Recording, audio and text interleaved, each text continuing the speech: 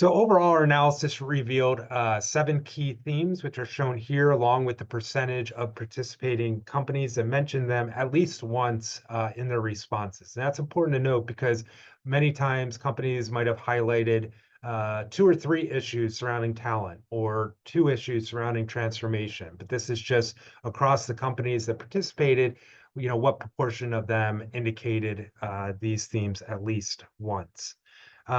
Rounding out kind of the remainder of the themes for this year, we see DE&I showing up in the 6th spot where it was similarly last year. But as we'll talk about in a minute, the issues and concerns around DEI are certainly different this year than they were last. And last year, employee well-being was actually our 7th theme. Not a very highly mentioned theme this year. Did come up a few times, but kind of overtaking it this year was a renewed focus on performance and total rewards as companies really try to navigate value creation in a challenging environment and look to align their performance management and reward systems accordingly. It's interesting to note this year, as you kind of look at this, that there's pretty strong convergence, probably more so than in any of our previous surveys, at least along the kind of top 3 themes. We see that more than 60% of companies, in some cases 70% or more, mentioned these top 3 themes. Even employee experience, you almost see a majority of companies in our survey mentioning the employee experience. So it seems like, at least among our respondents, focusing on a pretty similar set of issues, where in the past we saw, maybe 1 theme or 2 themes kind of get above a majority, but most were much more kind of divergent across different companies. And so I think overall what this suggests is that these themes are likely to be relatively robust across different industries, sizes of companies that are at different levels of stages of maturity across these various issues. And so let's delve into some of these specific themes to get a little bit more insight into kind of what HR leaders are focusing on for the year ahead. So again, our top theme was transformation and evolution. It was a prevalent theme in 21, kind of disappeared from our list in 22, and showed up as the top theme last year and earned the top spot again this year. Respondents spoke about a number of different types of transformation and also what you might think loosely around as more kind of broad evolution. HR transformation was not surprisingly, the most frequently mentioned topic here. Respondents talked about transforming their HR operating model, enhancing HR functional excellence and operating efficiency, and also transforming HR work through digital and data, as you see by the representative quote here on the slide. Organizational and business transformation and HR support of those efforts was also commonly mentioned, often, again, side by side with HR transformation. So respondents here talked about building and executing new business strategies, transforming their organizations in terms of structure, size, skills, and work, and also kind of just managing broad scale organizational transformation. Finally, a number of respondents talked about evolving their culture in response to things like new ways of working or other changes, such as the onboarding of a new CEO. As I mentioned earlier, at the bottom of the slide, you'll see a link to some recent research that we've done around the evolving HR business partner role, which is evolving itself in response to some of this broader HR transformation. And again, we hope that these resources will be ones that you might look into once we share a copy of the presentation with you. So talent management was, again, our second most commonly mentioned theme this year, falling only a hair behind transformation. Although companies cited a variety of different talent management priorities for 25, talent development, mobility, skills, and capabilities once again featured most prominently. This makes sense again because companies are looking to develop new skills and capabilities to support their transformation efforts. Workforce planning also featured prominently this year. As companies work to transform their business strategies, they'll need to plan ahead for changes in the numbers and types of employees they need to execute these changes.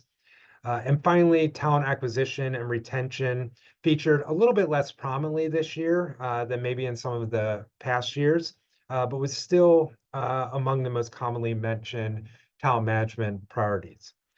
Interestingly, whereas in past years, the focus was largely around, how do we attract and retain and really find talent in this very challenging environment?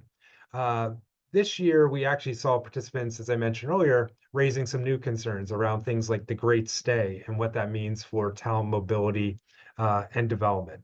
And so, thinking about how some of these shifts in the labor market, both internally and externally, might impact or shape some of our talent management practices.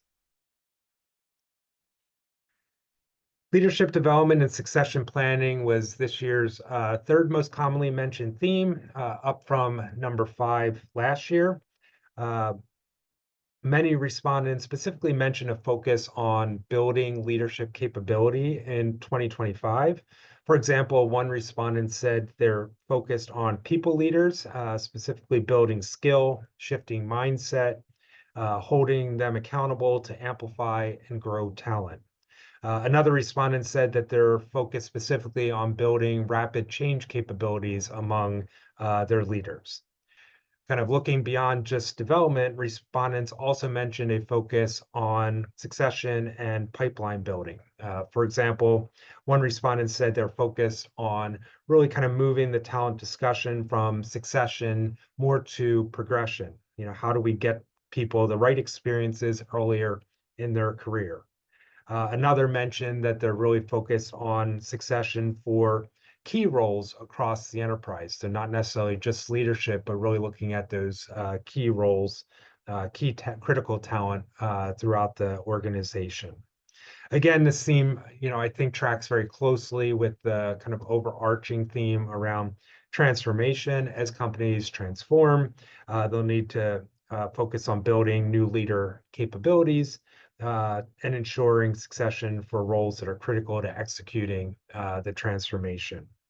Within CAHRS, this is certainly a topic that we have focused quite a bit on in recent years. And so again, I provide a link at the bottom of this slide to the notes from one of our recent working groups on leadership development and succession planning.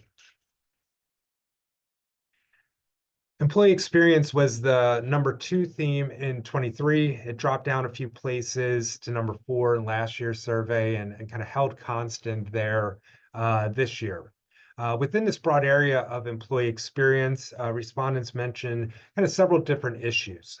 First, a number of respondents talked about how they're working towards creating a superior employee experience for all employees. And you kind of get the sense from some of the comments that we got that, maybe their efforts have been focused on certain segments of the workforce. Again, it might be critical roles, it might be more of their professional talent. And I think now the focus seems to be in 25, expanding these efforts to really cover the entire workforce.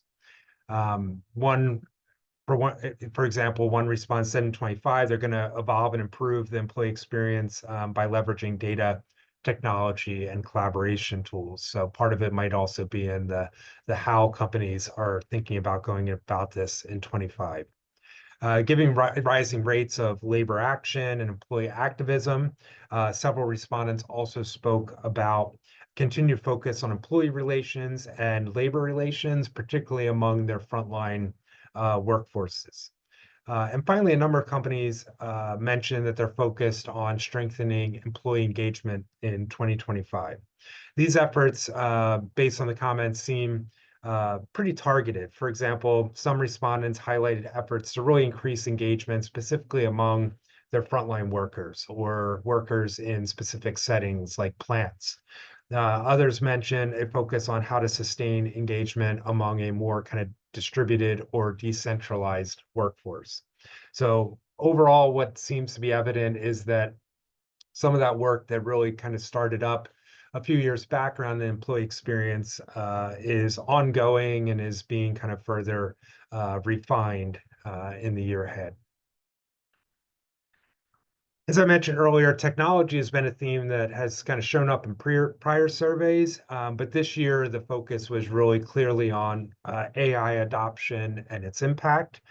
Responses in this area tended to really coalesce around two main themes. The first is the number of respondents mentioned that 25, they're really looking to help their companies accelerate the deployment of AI throughout the organization, specifically in terms of addressing issues like how AI is disrupting or changing jobs and what that means for skills and capabilities, as well as workforce planning. Second, number of respondents talked about how they're looking to further adopt AI in kind of HR and talent practices specifically. Kind of rounding out our list is DEI. So again, DEI was a very high priority in 21, kind of slipped down in our list the last few years. And as we kind of talked about in prior webcasts, kind of difficult, it was challenging to kind of figure out how to interpret some of that. Were companies kind of pulling back and maybe right-sizing some of those efforts, or was it more that now kind of DEI was seen as an embedded priority, kind of table stakes, and therefore we were kind of seeing other things showing up in our surveys? Kind of hard to tease that out in prior years. However, this year, the focus and you might say concerns were very clear. Respondents really highlighted, how to respond and adapt in this evolving DEI landscape. None of the responses really suggested that companies are seeing DEI as any less important. And in fact, a number of them said DEI will continue to be very important going forward, but really thinking about how do we best move forward with our DEI strategy in the current environment and within the current kind of constraints and pressures that we might be facing.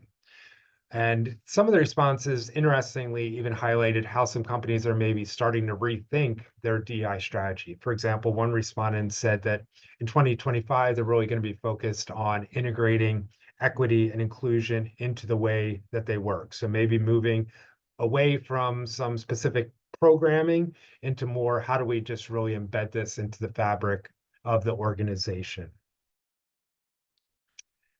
And then finally, was total rewards, which was a theme that appeared back in 23, again, amongst kind of inflationary concerns, kind of dropped off the list, but showed back up this year alongside this kind of renewed emphasis on performance and value creation.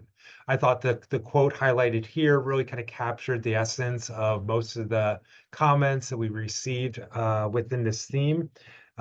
This respondent said that their focus is really on, how do we refresh performance and reward structures, drive greater alignment, accountability, growth, colleague retention, and business performance. A few people focused or mentioned some more specific issues around things like benefit strategy, and in particular, how to address or respond to rising healthcare costs in the US. But the general sentiment seemed to be around kind of adapting our kind of performance management and total rewards frameworks.